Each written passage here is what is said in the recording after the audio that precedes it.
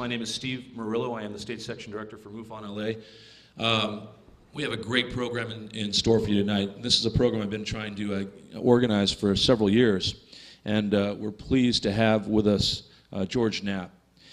Since he first covered stories about the goings-on at Area 51 in 1989, George Knapp has been a fearless reporter in going with where the news was, even though his willingness to explore UFOs has earned him ridicule from some of his mainstream media colleagues. Engineer Bob Lazar chose to reveal what he claimed to know about back engineering of UFOs at Area 51, and when he chose to reveal that story, he chose George Knapp. George broke that story in 1989, and it just it went like wildfire. In fact, one of our directors here, because of that story, ended up almost living out at Area 51 for a couple years, camped out in a trailer, but he got some good data.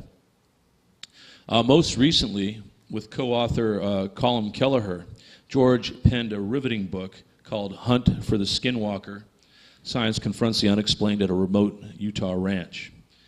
Long kept under wraps, the strange events witnessed at a family's ranch, later purchased by billionaire now Bob Bigelow for scientific study, include everything from cattle mutilation, mysterious creatures, UFOs, and poltergeist activity, all kinds of strange goings-on. And tonight George is going to share a lot of information about what's going on at the Skinwalker Ranch or the Bigelow Ranch.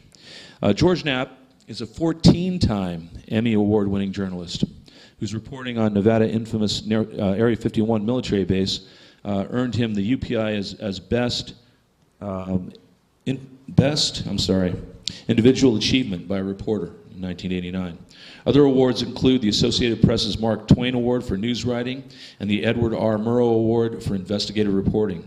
George is an anchor and a reporter for the CBS affiliate KLAS-TV in Las Vegas. And he also writes a weekly column for a Las Vegas newspaper, but you also might recognize him as the voice like twice a month for Coast to Coast AM, one of the largest or the widest listened to talk radio stations or talk radio shows in our country. And with that, I'd like to introduce our distinguished visitor, George Knapp. Please give him a warm welcome.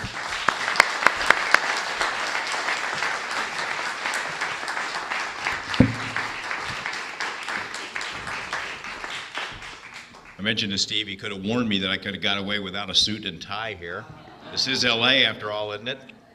I heard you had a fairly popular basketball team in these parts, and it might be an empty house tonight, and I would imagine now that you know what the score is out there that you're all pretty glad that you didn't stay home and watch the game, because it was pretty ugly as we were driving over here. As mentioned there, I've been at this stuff a long time. I did my first UFO program 1987, so this is my 21st year at it. And I can remember starting way back then, having this conversation with the first people that I interviewed, people like Stan Friedman and Linda Howe and those folks. You know what this field needs? It needs a good investigative reporter. And this is how cocky I was in those days. Is I figured, well, look, give me 6 months, I'll get to the bottom of this thing, you know. I'll figure this whole UFO thing out. We'll figure out this mystery, explain away aliens and ETs, and of course it didn't exactly work out that way.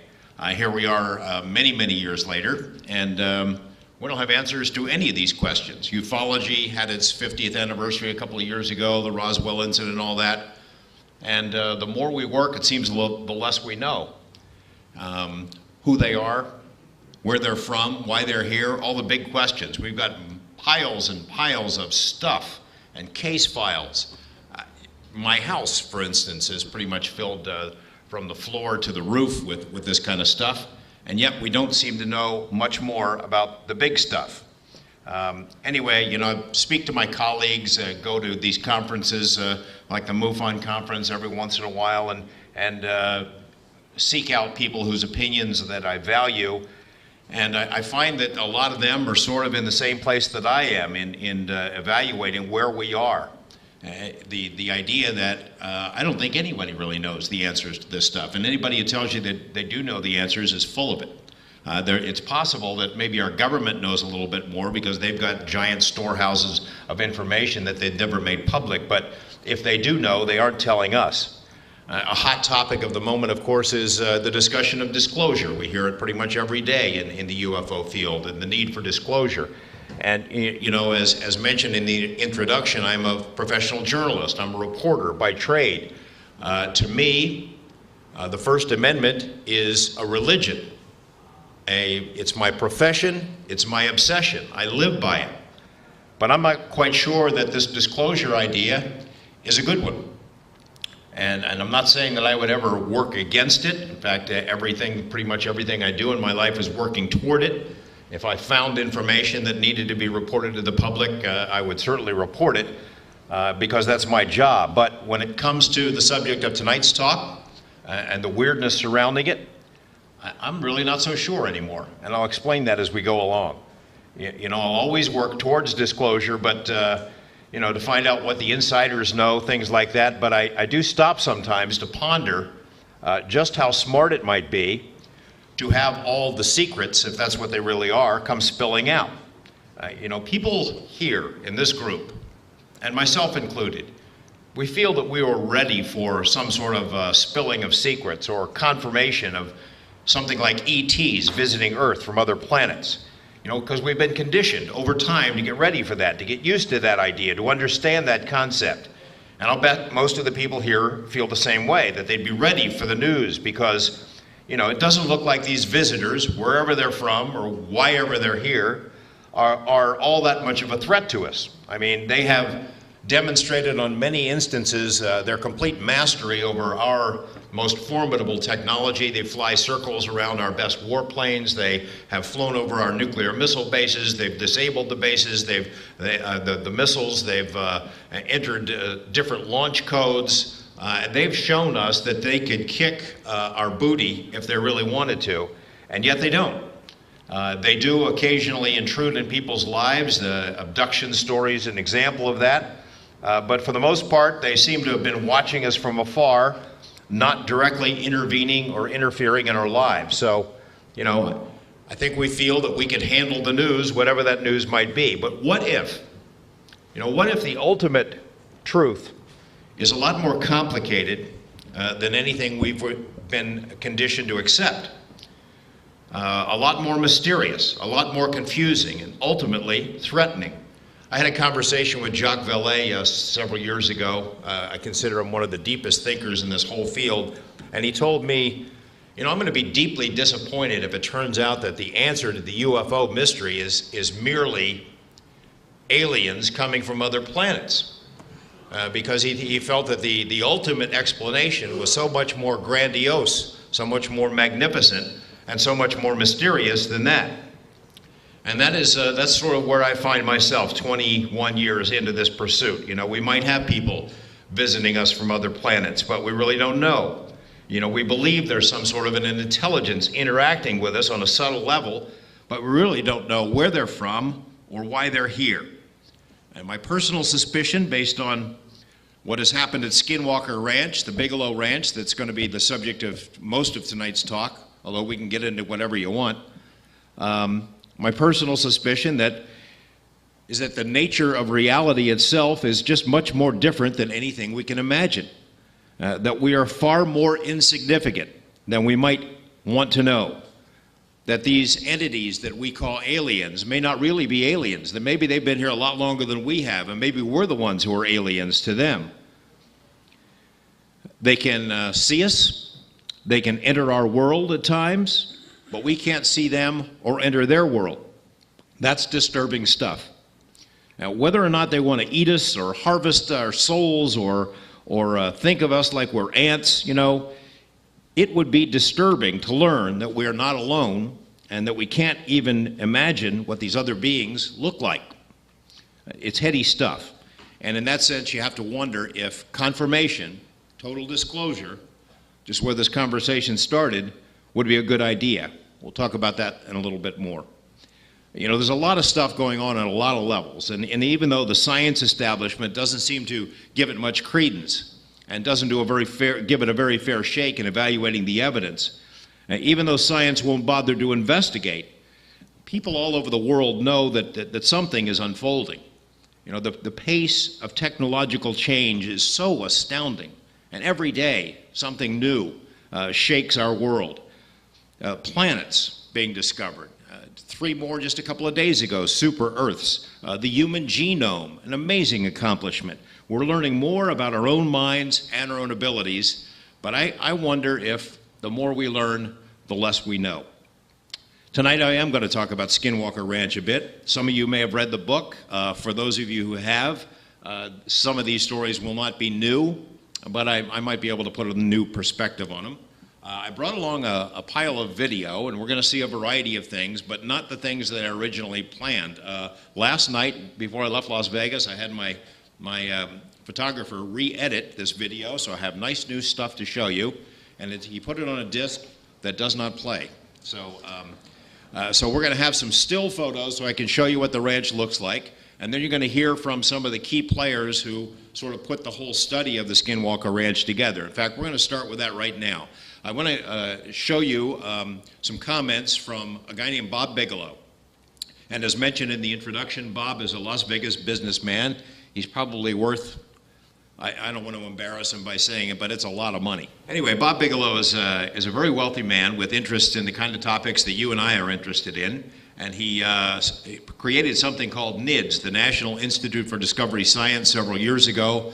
Accumulated a group of world-class scientists, military people, intelligence people, into a science advisory board. He created an organization that was sort of like a strike force, a Delta Force team, that whenever something weird happened, a cattle mutilation, a UFO incident, he could send these guys out, put them on a private jet, and go there with a bunch of equipment and see if they could figure out what had happened, to analyze, to do what science should have been doing with these kinds of mysteries all along.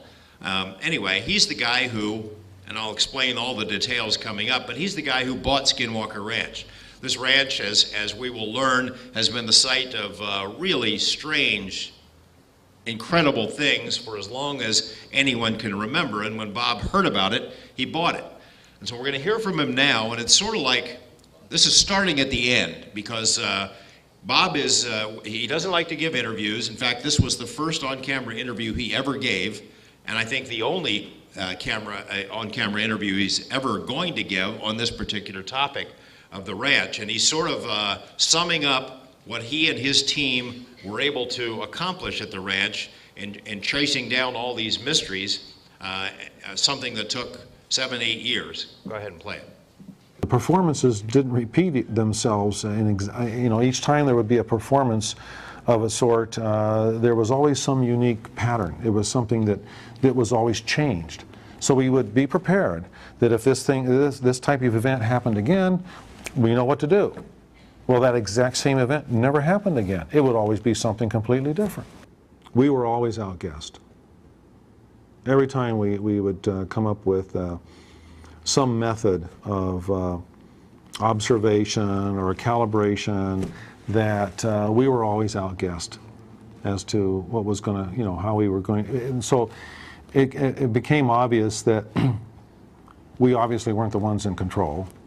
We were along for the ride, and that a lot of these exhibitions were exhibitions for gamesmanship or instruction, in that kind of context.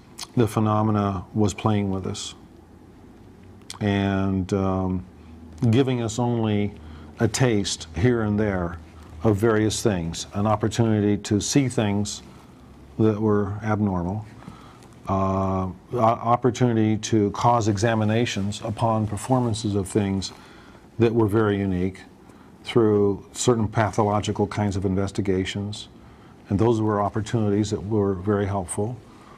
So in terms of witnessing things, we witnessed things both on camera and in person that we were privileged to witness, that we could have easily not had any opportunities. If the phenomena did not want us to observe anything, then we wouldn't have observed anything. Here is science and scientists trying to do what they should be doing, going out in the field and evaluating evidence. But in this case, and I mentioned that the subtitle of the book is Science Confronts the Unknown, or the Paranormal. science got its butt kicked, which suggests that maybe science is not the only framework with which we can evaluate some of these events that you and I are all interested in. And I'll give you an example, and it comes from day one at Skinwalker Ranch. This family moves into this property. It's a 480-acre ranch. It's a beautiful property in northeastern Utah. The family consists, we call them the Gormans in the book. That's not their real name. And we left out the name for at their request. But the real names have been printed in newspaper articles, so anybody who wanted to find them could. Anyway, day one, they buy this ranch. It's going to be their dream property, their dream home. They're there at the property unloading their possessions, and they look out across this green pasture, and there's a big animal lurking up by the tree line. Well, what the heck is that? And it looks like is it a big dog? No, it looks like a wolf, they figured out. And then it starts moving towards them, kind of in a zigzag motion. And they're wondering, God, we didn't even know there were wolves in this area.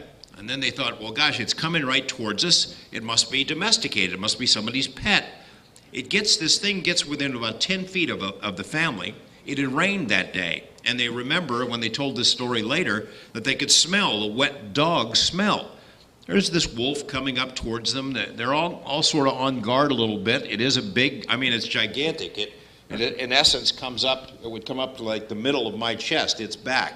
Huge, heavily muscled, gigantic, powerful. So it's walking in between the family, being kind of docile, not presenting any kind of a threat. The family had just unloaded some calves into this corral that's in the ranch area right near the home. And this wolf sees one of these calves, these unfortunate calves that made the bad judgment to stick its nose out the bars of the corral. The wolf springs like 15 feet in the air, chomps down its powerful jaws on the snout of this calf that had stuck its head through the bars, and starts pulling it. Well, the calf is bleeding, it's screaming.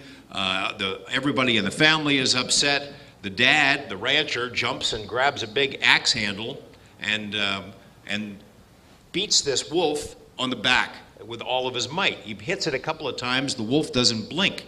He sends his kid to his truck. He has a powerful handgun a .357 in his glove box. The kid brings it back. He tells his family to stand back. Boom, shoots this wolf point blank.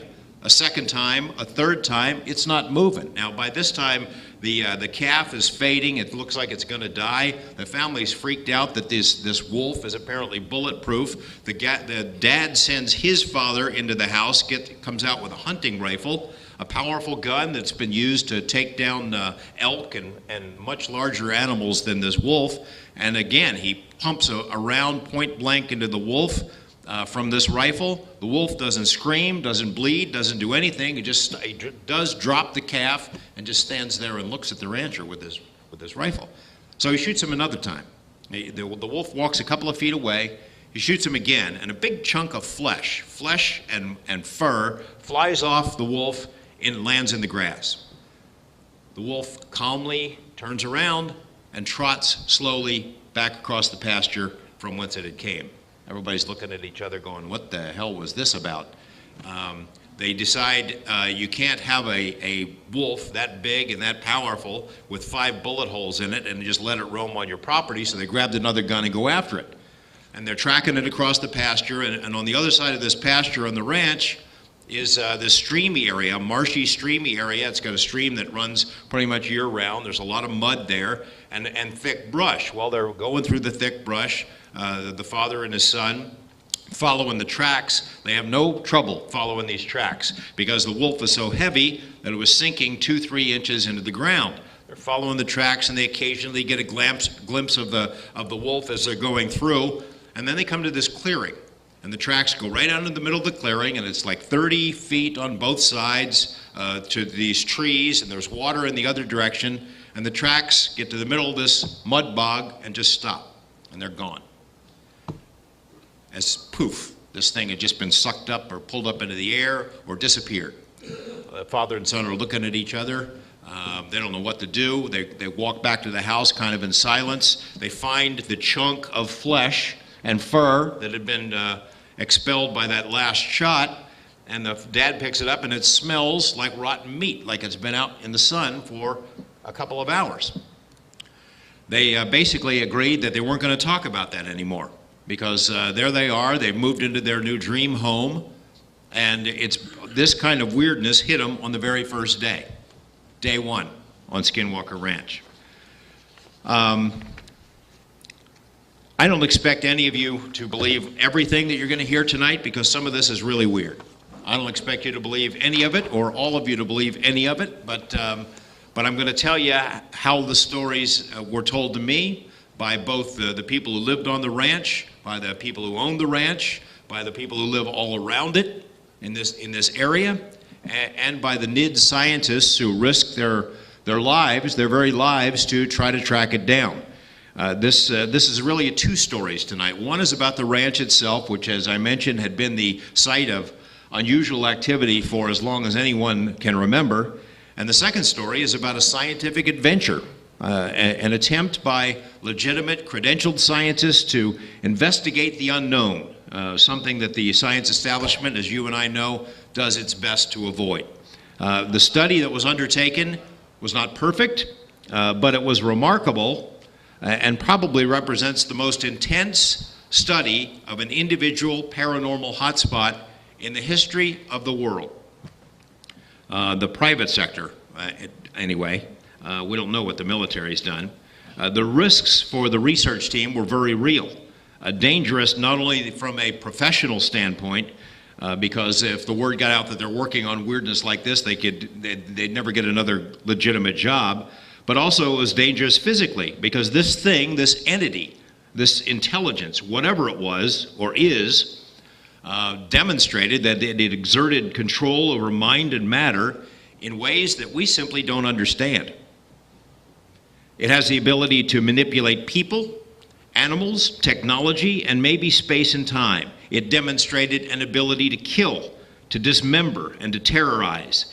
And it seemingly fed on the fear that its actions generated. And it's tempting to go ahead and call it evil. And a lot of people have written to me, it must be evil, it must be Satan or something like that.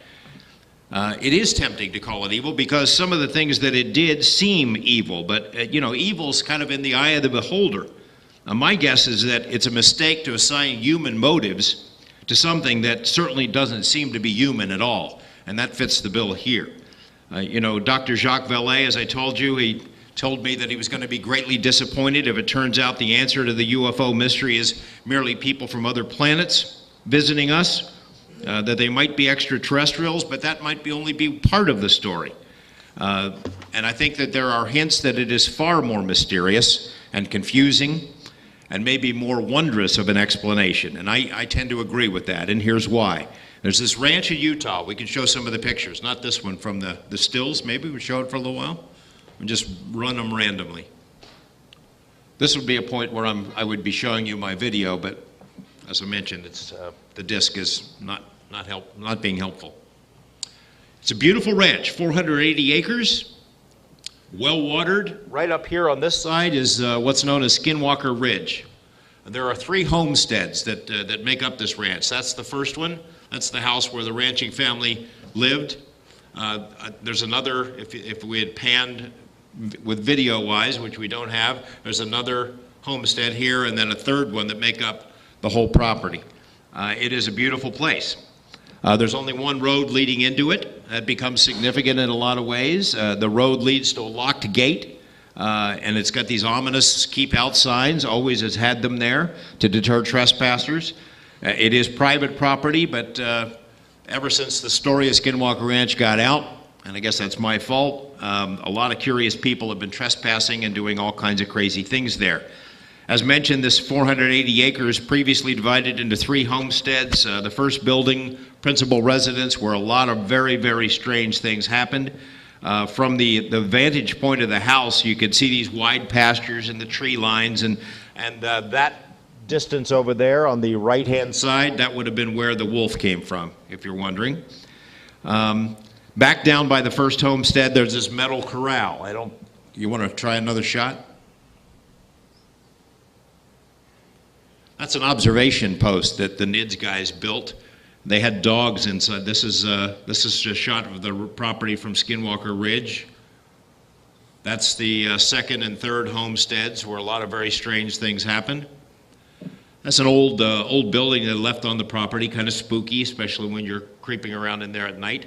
This is a symbol, a Masonic symbol that was left on the property. It's sort of a little side story, and like I said, this legend has it all, but this town, this part of Utah, was where two companies of the Buffalo Soldiers were stationed at the turn of the century, and it turns out that all these guys were Masons. They were Freemasons. So at some point, these Buffalo Soldiers who were there to keep the peace and to, after the creation of the Indian reservation, the Ute reservation that surrounds the Skinwalker Ranch, they came on the property at some point, and I think, that's our guess, because this thing was more than 100 years old. That's Colin Kelleher, my co-author on the side over there, and this is Keith Wolverton. He's a deputy sheriff from Montana who had studied a series of mutilations and UFO sightings and Bigfoot incidents in his, is this video on this part? Do you know? I don't think so. Okay. Okay, that's the ranch house. The first day that you can stop for a second. The first day that ranch house, when they moved in, it was kind of dilapidated. The property had been empty for 7 years when the people bought it. They didn't know much about the legends that surrounded the property. No one had bothered to tell them. When they got into the house, they noticed a couple of strange things. On both doors, where the two entrances to the house, there was these giant stakes with great big heavy chains, as if they'd had guard dogs. Whoever the last residents were, they'd had these big heavy guard dogs there at both doors. They also noticed that there were bolts on both sides of the doors, all inside in the interior of the house, as well as everything was bolted. Everywhere it was bolted and latched down, as if somebody was trying to keep something out, or as if they wanted to keep things sort of bolted down. You can go to the next picture, let's see what it is. That's the spooky keep outside. I can't believe, it's still there, by the way. Hard to believe somebody hasn't stolen it. That's a neighbor who is cruising down the road from his property going into the ranch. He's been there even longer than the Gorman family, and we interviewed him as well, and we'll call him Mr. Gonzalez, but he has got quite a few stories of his own as well. We'll hold on this for a second, because we'll come back and tell you about a story. That white, this is the corral, and that white metallic trailer is the scene of one of the strangest incidents that happened to the family. I'll jump ahead out of order a little bit because some weird things began happening to the family's animals after a number of other strange activity, paranormal type or poltergeist type activity. They have the animals started disappearing. They lost a total of 14 head. A couple of them were mutilated. A couple of them just disappeared. The tracks would go out into the snow and just poof, it was gone. And so the rancher says to his wife, as they're driving past this corral going to town to do some shopping, we've got these 4 prize bulls. They raise these cattle called Simmental, high-end, hybrid cattle, very expensive. Says if something happens to our 4 bulls, we'll go under. We're done. And these things were 2,000 pounds each, big, heavy, mean, strong animals, and they're all in this corral. The rancher and his wife come back half an hour later from town. All 4 bulls are gone. They're in a panic. They're running around, looking around. Who could have come onto the property? What the heck happened here? Just on a whim, the rancher stands up on something like a box, peers up into the corral, the metal corral, the doors of which are wired shut, and there's all 4 bulls inside. That somebody had crammed them in there. They're all crammed up against each other like this. How you would get 1 bull in there is a mystery. How you got all 4 of them in there boggles the mind. It just can't be done. There's no way to do it. The bulls, the rancher yells to his wife, hey, they're in here. And the bulls had been in like a trance, out of it. And as soon as he yelled, they woke up and started kicking the hell out of the inside of this thing here. Just another little mystery that has yet to be explained. The whole area, the Uinta Basin, has been the site of strange stuff forever. There were Spanish explorers, Father Escalante, who came through there in the late 1700s. They had what sounds like a UFO flying over their campfire. Native Americans have been there for hundreds of years. They have reported the same kinds of things, what we would call UFOs, what we would call Bigfoot, Sasquatch, they call skinwalkers. And I'm not going to go into a whole big explanation about what skinwalkers are or Native American beliefs, but it turns out that in this whole vast Uinta Basin, people, 80–90% of the people who lived there had seen UFOs, poltergeists, paranormal stuff. A guy named Dr. Frank Salisbury wrote a book about it called The Utah UFO Display. And the word display, I think, is kind of key because it kind of goes back to what Bob Bigelow told us about a performance. Dr. Salisbury, a university professor, sort of reached the same conclusion, that what has been happening for a very long time in the Uinta Basin is a display for our benefit. They show us glimpses when they want to show us glimpses. They let us see bits and pieces, but it's always by their rules. We only get to see what they decide we're allowed to see. This book that Dr. Salisbury wrote was based on about 400 of the best UFO cases that had been compiled by a guy named Junior Hicks, who was a school teacher in the Uinta Basin. He basically had been there forever, so everybody in town had gone through his science classes. Everybody knew him, everybody trusted him. So as these UFO things would happen, he became the unofficial UFO historian for the whole basin, and all the best cases, all the incidents would all come his way. So he started investigating them, and those cases of his that were very well documented formed the basis of that book. We got to meet Junior Hicks and talk to him about some of the things he had seen over the years, and as we're doing it, he mentioned that in all the vast Uinta Basin, which seemed to be a UFO paranormal hotspot for as long as anyone could remember, there was one spot in particular that seemed to be the epicenter of the activity, and that was this ranch. And he called it Skinwalker Ranch. He said it was, the name came because it is in the path of the Skinwalker according to the Utes. And I remember getting just sort of a little chill on my arm when he told me about it. Skinwalker, in case you don't know, in Native American lore is a shapeshifter, a sorcerer, an evil witch. Can control men's minds and make them do all kinds of things. It assumes the shape of animals, puts on the skins, and then it has the power of those animals. And although we might find it quaint or stick it in a religious category, it's very serious stuff to Native Americans. And in fact, in trying to do research for this book, it was pretty much impossible to find anyone who was willing to talk about it. And I'm serious about it, even at universities and things of that sort. Trying to get anyone to talk about it was very, very difficult because they figure that if you mention a skinwalker, it comes for you. If it gets your attention, you're going to regret it.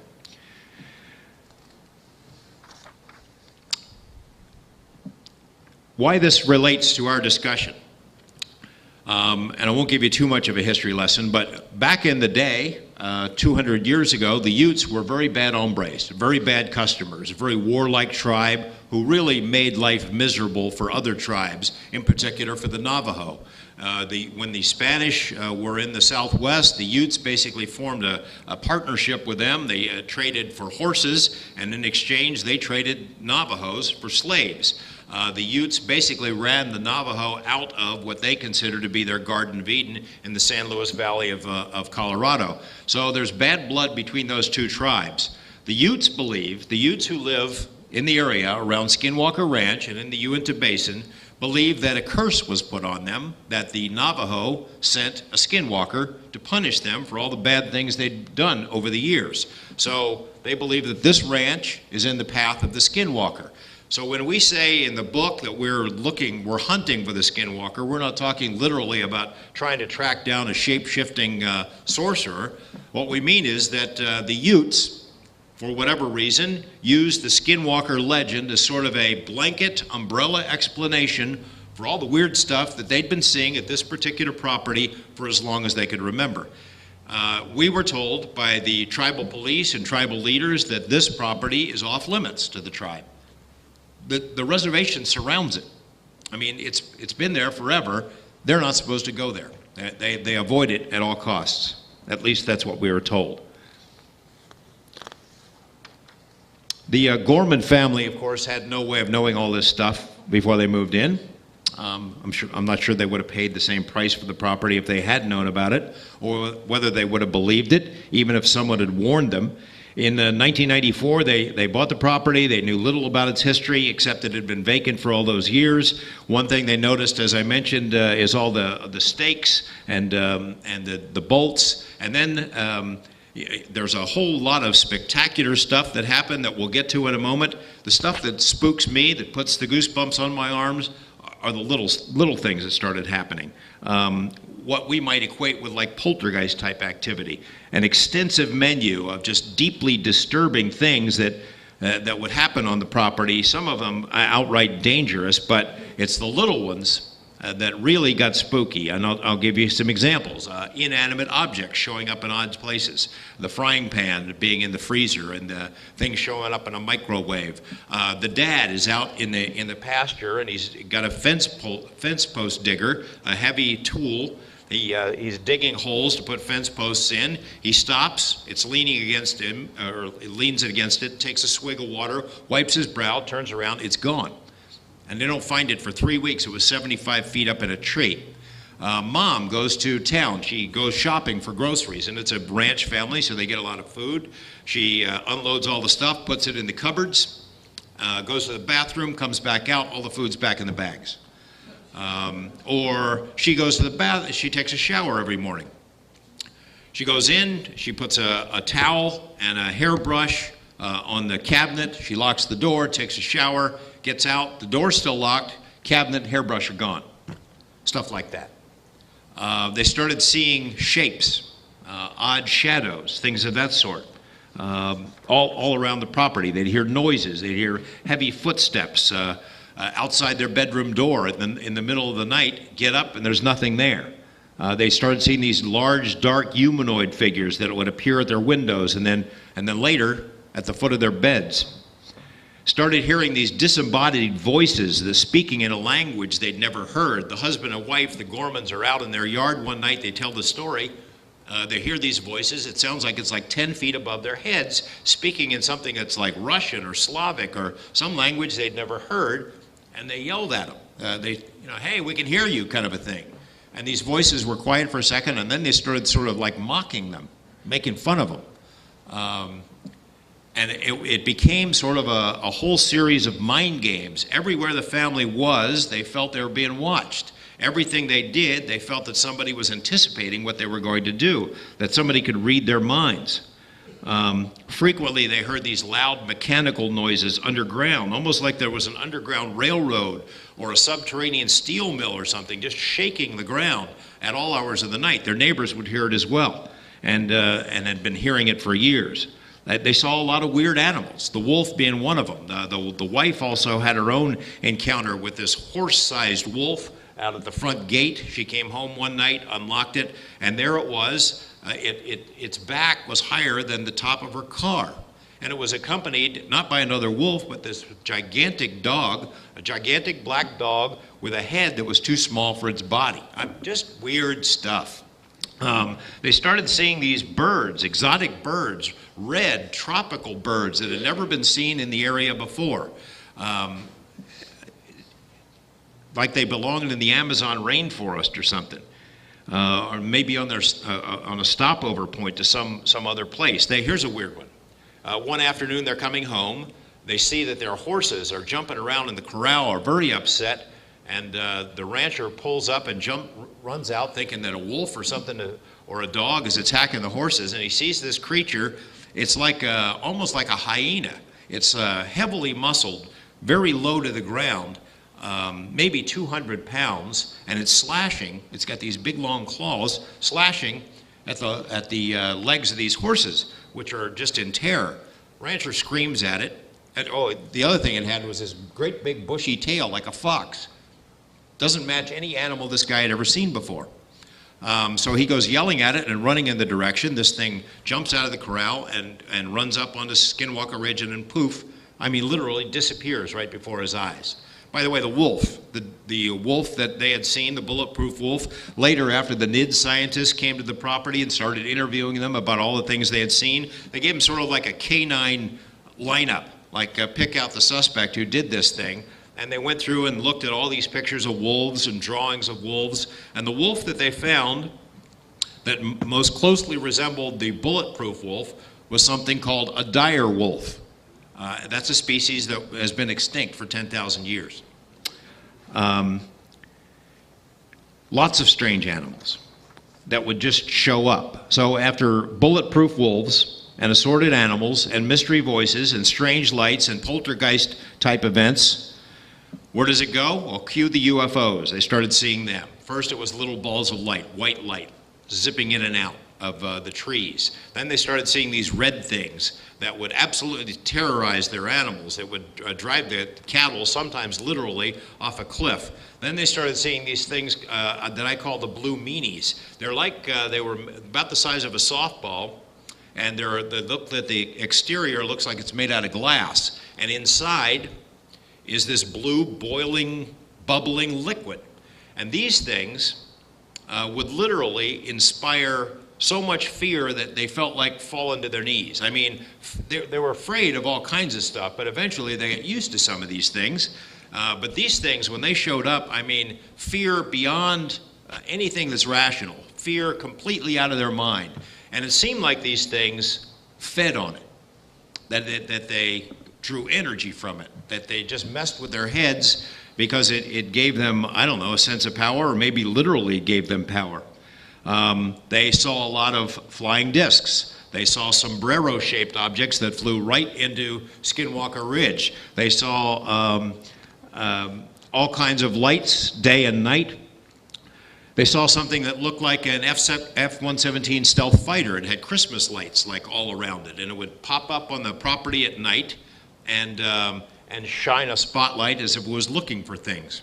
At the same time that they sometimes would see these, hear these underground noises, like the Underground Railroad, beams of light would light up the whole pasture. Sometimes they'd come from out of the sky. Sometimes it looked like they came from out of the ground.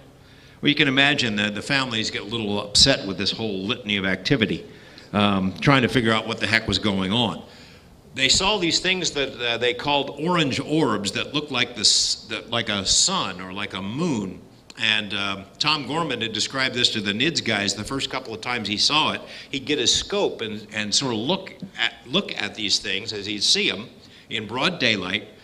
And he described it this way. He said, you look through those things, it's like you look into another sky, that there's a sky on the other side that is not day as it is here, it's nighttime. And on occasion, things would fly in and out of these orbs as if they're coming from some other reality into ours or leaving ours and going back to theirs.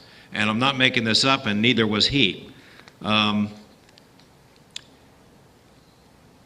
The objects that they were seeing, they're not fireflies, they're not strobe lights, they're not reflections from airplanes, they're not swamp gas. None of those kinds of explanations work. You know, we don't have, and the military doesn't have, as far as we know, any kind of blue orbs that can induce emotional states or terror in people, or that have no propulsion system other than some sort of a liquid. So the mystery continued to grow. They had some terrible incidents. Another UFO that made an occasional appearance on the property with this black triangular thing, a smaller version of the F-117. Mrs. Gorman, one night, her husband is away from town. He's on a business trip, and this thing follows her home. She's terrorized. She goes running in the house and locks all the doors, peeks out and sees this thing, lights it. It's landed in the pasture right outside her bedroom window, and it's got all this light spilling out. It's as if somebody opened a door. And then she watches as this really tall figure in what looks like a military uniform walks over to a desk in the middle of this room inside this craft, and it sits down there, and it's got this visor over, and it's just sort of sitting there watching her. Well, she's terrorized. She's calling her husband, get your ass home, man, and trying to get him there and get some help, and locked all the doors and kind of hides. And he got there by morning time, and they went out into the pasture. This craft had been gone, but they found these great big, like size 14 boot prints that they presumed had been left by the guy with the visor. It goes on and on and on. Tom Gorman made a discovery in the third homestead. If you want to let some pictures roll, it was scoop marks. 20, 30 scoop marks, hundreds of pounds of dirt just dug out of his property, kind of in a cookie cutter pattern. How does somebody get in there with a backhoe or heavy equipment and take that much dirt without him hearing it? It's quiet out there at night. There's only one way in and one way out. It's pretty much impossible to do it, but there they are, and even years later you could still see the impressions that were left. Here's another incident that happened that was sort of unsettling. As news of the weirdness about the ranch started sort of filtering out, Tom would go into town and ask his neighbors, hey, why didn't somebody tell me about this stuff? And he started hearing the stories. By the way, freeze on that for a time. We'll come back to that. He started hearing the stories that these things had been around for a long time, and so the word sort of spread that some strange stuff was going on at the Gorman Ranch. And as it did, people would show up at the property. One in particular showed up, and he is yelling and honking his horn at the gate. Hey, I've got to get in there. I've got to get in onto your property. I've driven hundreds of miles. I've been drawn here by some powerful force, and I've got to meditate somewhere on your pasture. And the rancher's kind of looking at his kid, and they're laughing about it and everything, and figure, what the heck is this guy on? What's he been smoking? And they said, oh, what the heck? Get in our truck. You can come with us. They drive him across their property, and they get to the middle homestead, which has often been the scene of the most dramatic incidents that have been recorded there. And the guy says, stop, this is it. We got to get out here. And he jumps out of the truck, and he says, this is where I'm going to meditate. He goes off into the pasture and puts his arms sort of to the sky, and I don't know if he's chanting or humming or whatever the heck he's doing, and the rancher and his son are leaning on their truck, and they're kind of laughing about it. And they're laughing for just a minute, and they start hearing a noise. It sounds like a cowbell. Well, they don't have any cowbells on any of their cows, and the noise starts getting louder, and then they sort of see a figure moving in the tree line, in the shrub line, and it is sort of heading toward this guy who's blissfully unaware of what's going on. His eyes are closed, and it's coming his way, and they could see, they identified it later as like the character in Predator, when he had that camouflage uniform on. It's all opaque and crystallized kind of a disguise, and this thing jumps out of the bushes and rushes up to this guy who still doesn't know it's coming, and stops right in front of him. It's very tall, and roars. And this roar, they said, could be heard for like miles. So this guy opens his eyes, he flies back, lands on his back, he's terrified, and this predator thing goes back into the bushes, and it disappears. The rancher comes running over the guy and, hey, you all right, buddy? And the guy latches onto him and won't let go. Hey, you got to let go of me now. No, I'm not letting go. I'm not letting go of you to get out of here. Listen, you're going to let go of me or I'm going to pop you one. So he let him go with the promise that he would drive him off the property. He drove him off, and the guy turns around at the gate and he just kind of screams something to the effect of that this is satanic, the devil lives here, and he put a curse on him, kind of a thing. I will add one personal note to that little story about where the predator was. In that same spot, there had been 3 mutilation cases, a strange creature crawling out of a tunnel, and a lot of other really, really weird stuff. My first visit to the ranch, the NIDS guys figures, well, the scientists, they figure, well, we got a newcomer here. Let's give it a go. There were certain activities at the property that they learned sort of would generate paranormal activity for some reason. The arrival of strangers, for one. You make a lot of noise out on the property, building a fire. And especially the thing that you could do is dig in the ground. And it's a strange legend about the property because the original owners, the people who had previously owned it, had insisted that when Tom Gorman bought the property, that he signed a caveat that he could not dig in the ground without their prior permission. We'll come back to that one. Anyway, so I arrive on the ranch. I'm looking around. We're interviewing Colum. I got the cameraman with me, and I'm having a pretty good time. And they said, let's see if we can stir something up. So we went out and built a big bonfire and made a bunch of noise. And then we got a big earth mover and dug things up. We figured if anything is here right now, that should get its attention. And then they took me, which I didn't know this was coming. They took me and put me on a little plastic chair out in the place where the predator had been, and left me there. They had microphones on me and a radio and a Geiger counter, or a couple of things. I didn't even know what the heck it was or how it would operate. I just knew that they were going off somewhere, either to drink beer and tell jokes and wait till something came and grabbed me, which was ha ha ha, very funny. And I would like to tell you that I was very brave and I had no second thoughts about it, and I would have sat out there all night.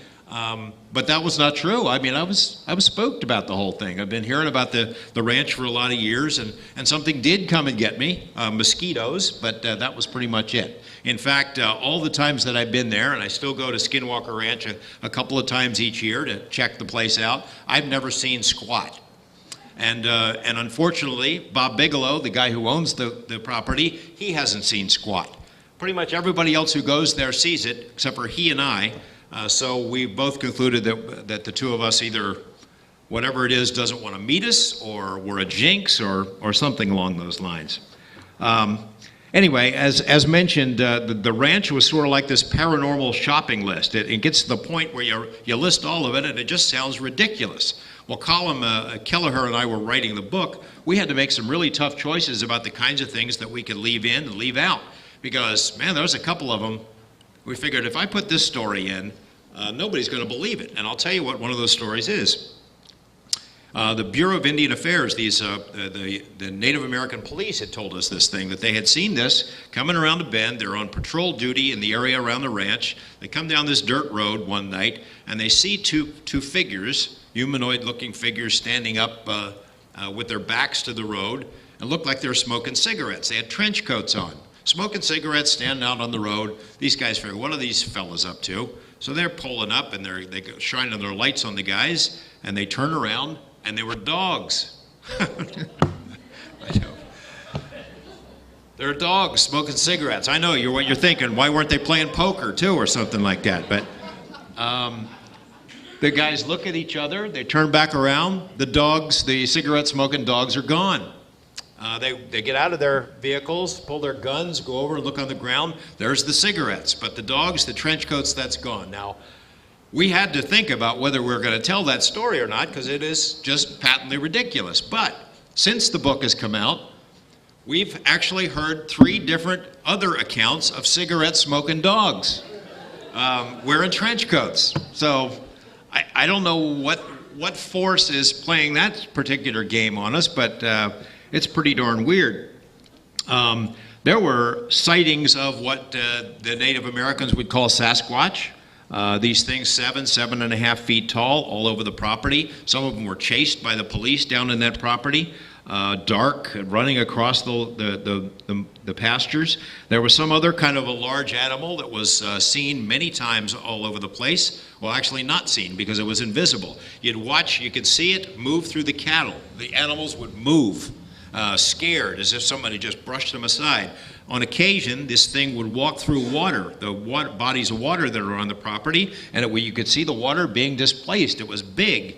It was because a lot of water was moving. You could hear it, but you couldn't see it.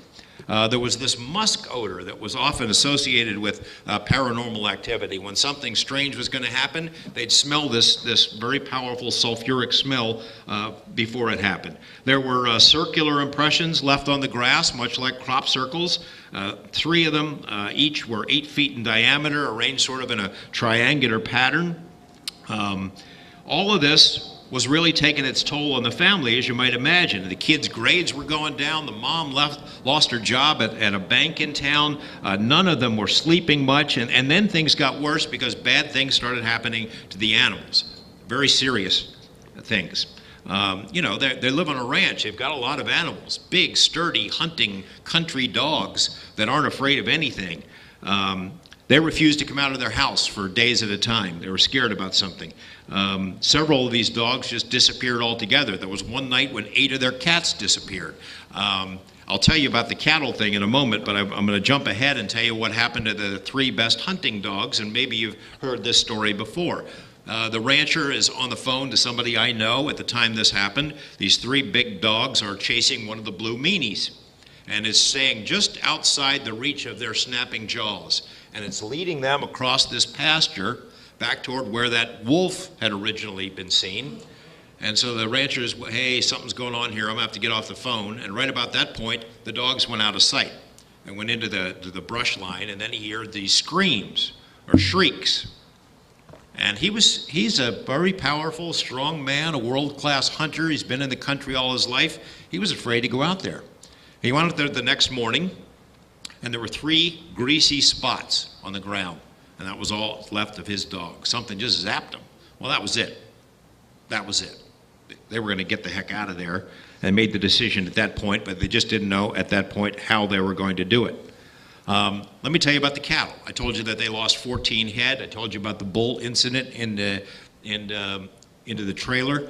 The NIDS team, that you'll be hearing about more in a couple of minutes, was really concentrated on cattle mutilation cases. They studied them all over the country, all over North America, into Canada. When one of these cases would happen, they'd jump on it, get on a plane, go up there and see if they could get enough evidence before it was destroyed by the elements. So they had more than a few opportunities at the Skinwalker Ranch. This was after the team moved in, this incident happened, and I'm going to play, it's the other disc.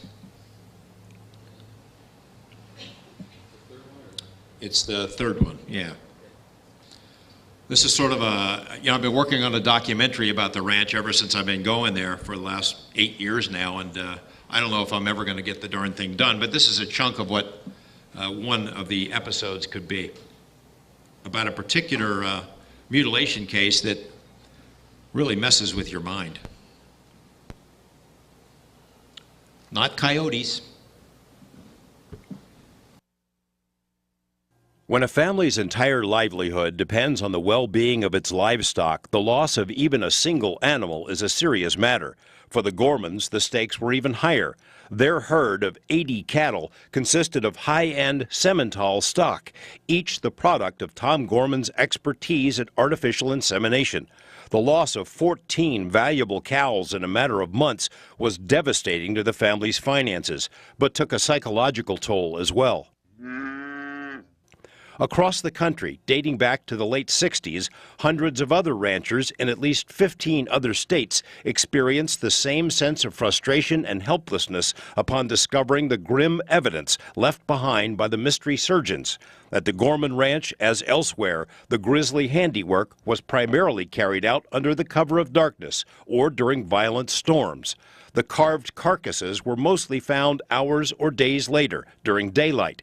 Even in sunlight, the discovery of an animal sliced up so precisely was chilling and deeply disturbing. And then it got worse.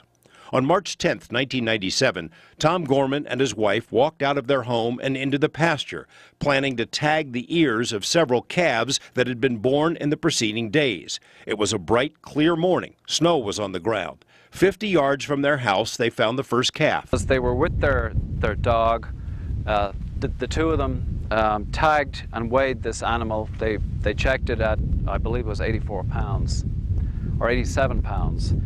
And they left the animal there With its mother. with the mother. Everything seemed to be fine, although they did detect an odor in the air. Around this area, they detected a strong musk smell. They took note of it, and then they headed west.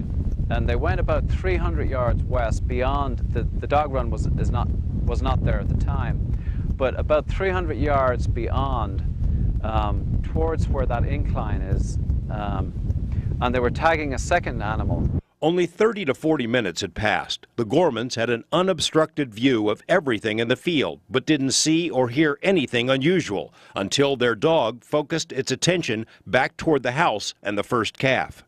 The dog with them down here at this stage began to act really strangely. It started growling, the hair on the back of its neck went up, and it started facing back towards here, growling and snarling, and then it just took off west, away from this spot. It just took off. It was never seen again. The Gormans were curious and walked back across the field. First thing they saw was the mother of the animal was running back and forth, kind of in a sort of half circle from about this area to the fence line, just running back and forth, and it was limping. I mean, it was dragging its foot, it was limping. They met the animal and they noticed that it was just totally out of breath, it was panting, it was obviously in deep stress, and it was dragging one leg. And then they noticed the calf, or what was left of it. Spread-eagled on the ground, just about here, with it was lying with all four limbs just spread on the ground. All of its internal body cavity was gone. It was completely, pretty well, all of its muscle was gone from the torso. The legs were still intact, but the one of the ears was also gone. So they called NIDS. The rancher placed a call to the NIDS investigators who'd returned to Las Vegas for a rare weekend off. Within a few hours, a four-man team, including a veterinarian, was on the scene. Necropsy started, and the first thing that the veterinarian noticed during the necropsy was that the ear of the animal had been sliced off with a very sharp instrument, possibly a scalpel, and the ear had contained a very large plastic yellow tag, like an ear tag that they had just put on, and it was gone. So the necropsy proceeded. About 10 feet away from the animal, there was a femur. One of the femurs had been forcibly ripped out of a ball and socket joint, which is extremely difficult to do, I mean, in terms of strength. It looked initially, you know, superficially like a massive predator had just lain waste to this animal, removed, you know, 60 pounds of meat in 45 minutes, which we don't know of any predator that could have done that. And how could a predator inflict such carnage without being seen or heard by the rancher, his wife, or his dog, who were a few hundred yards away in the same field on what was a quiet Sunday morning? No four-legged predator known to science could do it. The team gathered tissue and bone samples, which were sent to 3 independent pathology labs. The results arrived later, but confirmed what seemed obvious in the pasture that day.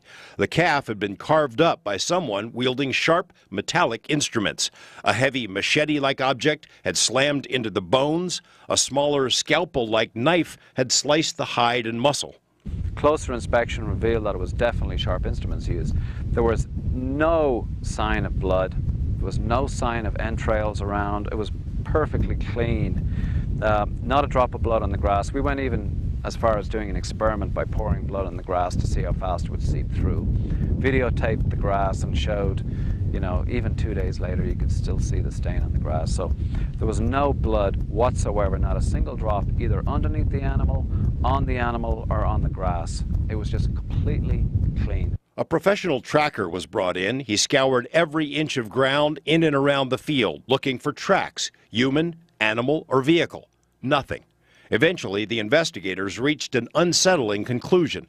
The bottom line is this animal must have been killed elsewhere because there was no blood. There was no blood on the scene, and then the animal must have been brought back, laid down carefully, almost, you know, really almost ritually on the spot where it had been tagged. It's 10 o'clock on a Sunday morning. The rancher and his wife are out there on the pasture. You can see what those meadows look like. I mean, it's quiet out there. They're 50 yards away from their house when they tag this calf, and then they're 100 or so yards away. If somebody had come in, if humans, if Delta Force or something like that had come in and snatched that calf up and cut it up there, they would have heard it. If a predator had done it, they would have heard it. Something did it, as if snatching it up, taking it somewhere else, and then dropping it back in a way that the ranchers didn't see or hear anything. And it's just strange, you know. You hear people, the skeptics, who explain cattle mutilations away as, it's devil worshippers, or it's coyotes, or it's magpies. Magpies didn't do that one. And I'll tell you the epilogue to this part of the story is that This was just about at the breaking point for the rancher. That was his last loss. He was financially close to ruin, even though the NIDS guys were there helping him out. And the next day, you know, they're all kind of on edge. Again, the animals, the dogs, the other dogs that he had got, and they got a bunch of dogs from the shelter, by the way, to use as sort of like biosensors. If you saw that compound that was in an earlier picture there, they'd have them out there to let them know that something was coming, and to use almost as bait, although none of them were ever harmed. So the dogs are spooked, all the animals are spooked, the people are spooked. This obviously there's something big that had just eaten 75 pounds or 60 pounds of meat. What Colin didn't say in that soundbite is, in addition to them finding evidence of a scalpel-like instrument and a heavy machete instrument, there were teeth marks that something had chewed on that calf. They didn't identify the teeth marks, though. So something is out there. Everybody's on edge. It's nighttime, and the rancher, you know, we actually have a piece of this video. Remember the late night cow video that you had up there for a minute, I think from tape number 1? It doesn't matter. I'll tell the story. Anyway, so the rancher hears a noise. He hears his cattle out. It's at nighttime, and he's patrolling around because he doesn't want to lose any more. He's got a powerful gun with him in his truck. The NIDS guys hear him making a noise, tearing out across the pasture, so they jump in their vehicle and they go after him, and they bring in a video camera, and then they hear him jump out of his truck. Boom! I got it. The story was, as he explained what he had, and then did more shots. He had pulled up to this tree and had seen these two creatures. One is a big, round, almost looks like a bear. It's at the bottom of this tree. And the other one is up in a tree. Now, he can't see the shape of that creature in the tree, but he knows it's big because its eyes were like this. Big, green, reptilian eyes, that big, sitting up in the tree, glaring at him. And he shot at that, too. As soon as he shot the thing at the bottom, which is the first thing that he hit, he says, I hit it. It goes poof, it's gone. He shoots the thing in the eyes in the tree, the second thing, and it fell out. Now there was snow on the ground. There was still snow at the time, and the NIDS guys come up behind Tom Gorman, rushing to catch him because he goes off into the brush, but this thing fell down, and one print is in the snow at the bottom of that tree. And they analyzed it later, and it's tough to do because it is snow. They couldn't make a cast of it, but it was like a raptor, like a dinosaur. That's the only kind of comparison they could make. And crazy as it sounds, after shooting it out of the tree, they go into the bushes looking for it. Didn't find it, no blood. They brought in the same guy who was the tracker, went looking for it, never found it. But just sort of adding to the litany. Now the neighbor, you saw the picture of the neighbor who was driving down the road there, Mr. Gonzalez, had his own mutilation incidents, so it's not just the Gorman family making this stuff up. One of the most unusual ones was he had a couple of cows in a barbed wire fenced area. They can't get out.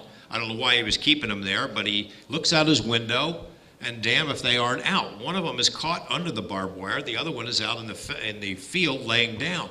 He goes out there and sees it, and its two front legs are broken. And he can't figure out for the life of him how it got out of the enclosure and what had happened to its legs. So he goes back in the house. He's going to get a gun and a blanket to comfort didn't know whether to comfort the cow, it was in agony, or to shoot it and put it out of its misery. Comes right back outside, cow's gone. It's gone. Scratching his head, goes back in the house trying to figure out what the heck had happened. He has a sandwich. It's an hour later. He looks out his window, and to his amazement, the cow's back. He goes running outside. Now, instead of 2 broken legs, it has 4 broken legs. It is as if it had been dropped from the sky twice. There were a lot of those kinds of incidents, both to the Gormans and to their neighbors. And that is sort of why NIDS got involved. And I'll make this short because I know you're going to have questions on this and other topics. But NIDS, the National Institute for Discovery Science, heard about this because Tom Gorman got fed up. He thought it was the military pulling tricks, that somehow the military wanted his land and they're playing mind games with him. So he went to a newspaper reporter and he told the reporter about it, thinking if I get enough publicity, maybe they'll leave me alone. Well, what happened instead was Bob Bigelow heard about it. He flies down to meet with Gorman. By the time that the Bigelow and the NIDS people arrived on the property, the Gorman family, the 4 members, were all sleeping in the same room every night on the floor for safety. They were a wreck. They had some instances that sort of coincide with what we would describe as alien abduction experiences, scars and missing times and things like that. I mean, they were a wreck. So Bigelow, in a sense, was sort of a savior to him. He says, hey, can I buy the ranch? Yeah, you bet you could buy this ranch. And then he talked Tom Gorman into what would seem impossible, and that is staying on. The family were to move to another property 20 miles away, but Tom Gorman, who was a proud man, stubborn, didn't want to be run off his land, was determined to get to the bottom of it. And many a night he would be out there on his property with a gun trying to outwit whatever the heck this intelligence was. And eventually, he sort of developed sort of a strategy for stalking it and felt that at times he could avoid it. Even though other times it seemed to know exactly what he was going to do, what he was thinking, what he was planning. That's also the experience that the NIDS guys had. They arrive on the property, they come in with sort of guns blazing. There was a lot of debate among the Science Advisory Board about what kind of an approach to take with such a unique property and a unique position. They opted to go high-tech, so they put cameras all over the property and sensors, and they installed a trailer with all kinds of infrared gear and other things. They had a 24-hour-a-day presence on the property, and they did what scientists should do. I mean, basic science. One of the criticisms we've had of the book is, well, where the heck is the science? Well, you got to look for it.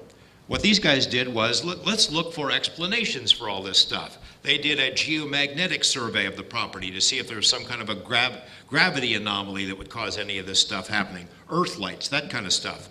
They sampled every plant species to see if like there's magic mushrooms or something growing on the property inspiring all these visions. Nothing like that. They eliminated a lot of possibilities. They talked to all the neighbors. They cast an ever-widening net, talking to local officials, to shopkeepers, to all the people who lived in the surrounding towns who had UFO incidents, people like Junior Hicks and Gonzalez next door. They did basic investigative work trying to get a handle on what this thing was. And then they started seeing the stuff themselves.